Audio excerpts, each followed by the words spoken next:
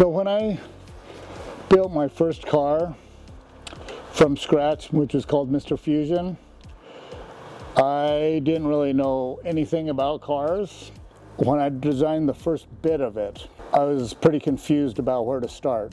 So if you look at this picture right here, you can see how the part of it is very boxy, and that's definitely not what I wanted to do. I wanted it to be more organic, but since I didn't know anything about cars, I was a little bit unsure about how to achieve an organic frame.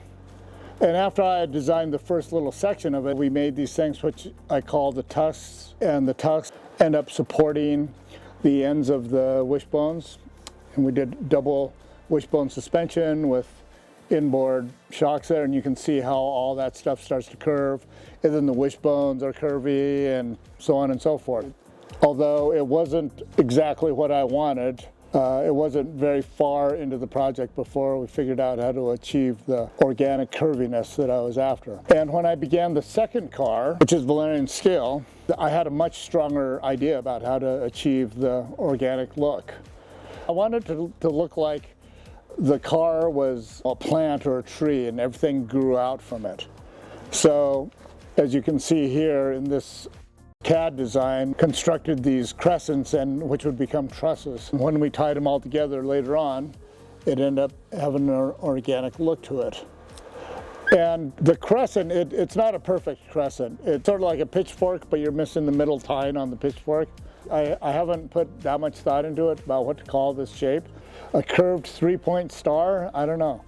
So the passenger compartment is like this curved three-point star, and the wishbones end up being curved three-point stars on each side.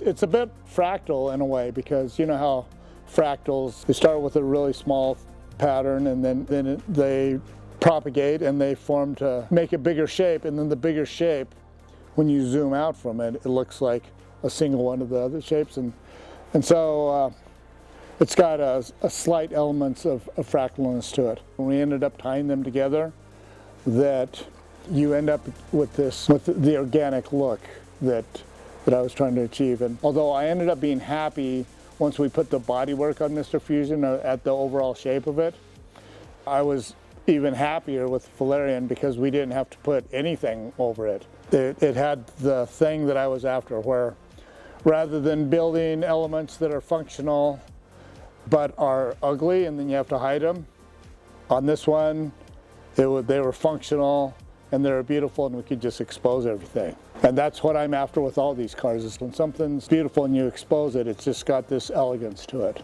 That's about it for this description of how I came about the design and the fabrication of the front suspension on Valyrian Steel.